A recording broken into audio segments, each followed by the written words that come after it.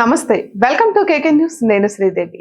నారా చంద్రబాబు నాయుడు బాలకృష్ణలతో ఎన్టీఆర్ చాలా ఏళ్లుగా distance maintain చేస్తున్నారు. కొన్ని కీలక రాజకీయ అంశాలపై జూనియర్ ఎన్టీఆర్ స్పందించనే లేదు. 2009 సార్వత్రిక ఎన్నికల్లో జూనియర్ ఎన్టీఆర్ టీడీపీ తరఫున ప్రచారం చేశారు. కానీ ఆ ఎన్నికల్లో టీడీపీ ఓడిపోయింది. తర్వాత ఏం జరిగిందో తెలియదు కానీ హరికృష్ణ ఎన్టీఆర్ టీడీపీ పార్టీ వ్యవహారాల్లో పాల్గొనడం మానేశారు.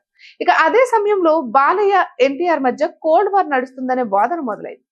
2014లో టీడీపీ అధికారంలోకి వచ్చిన ఎన్టీఆర్ రాజకీయంగా క్రియాశీలకం కాలేదు. బాబు బాలయ్యలతో ఆయన సాన్నిహిత్యం పాటించడం లేదు.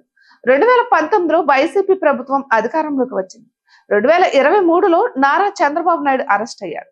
ఈ అరెస్టును ఖండించాలని ఎన్టీఆర్ పై తీవ్ర ఒత్తిడి వచ్చింది. కానీ ఎన్టీఆర్ నోరు మెదపలేదు.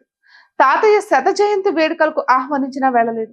ఇక ఇటీవల జరిగిన బాలకృష్ణ స్వర్ణోత్సవ వేడుకల్లో సైతం ఎన్టీఆర్ పాల్గొనలేదు.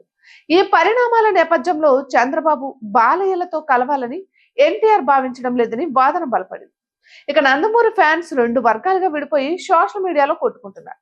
దేవరా మూవీపై బాలయ్య ఫ్యాన్స్ తో పాటు టీడీపీ వర్గాలు దుష్ప్రచారం చేయడం మనం చూడొచ్చు. ఇక ఈ పరిణామాల నేపథ్యంలో చంద్రబాబు నాయుడుని ఎన్టీఆర్ కలవడం ఆసక్తికరంగా మారింది. ఇటీవల తెలుగు రాష్ట్రాల్లో వరదలు సంభవించాయి.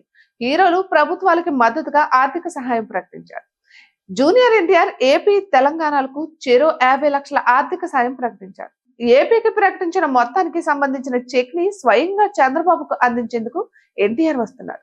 ఎన్టీఆర్ తో పాటు రామ్ చరణ్ కూడా చంద్రబాబును కలవనున్నారు. ఇన్నేళ్ల తర్వాత చంద్రబాబును ఎన్టీఆర్ కలవడానికి కారణం దేవరా సినిమాను కాపాడుకోవడానికే అని తెలుస్తుంది. దేవరాపై టీడీపీ వర్గాలతో పాటు బాలయ్య ఫ్యాన్స్ లో ఉన్న వ్యతిరేకత కొంతమేర తగ్గించినట్లవుతుంది. ఇక అదే సమయంలో ఏపీలో దేవరా విడుదలకు అడ్డంకులు ఏర్పడ్డాయి. టికెట్స్ ధరల పెంపునకు అనుమతి లభించే అవకాశం లేదు. మొత్తంగా ఎన్టీఆర్ చంద్రబాబుల భేటీ రాజకీయ సినీ వర్గాల్లో ఆసక్తి రేపుతుంది. ఇటువంటి మరెన్నో వీడియోస్ కోసం కేకే న్యూస్ తెలుగు ఛానల్ ని సబ్స్క్రైబ్ చేసుకోండి.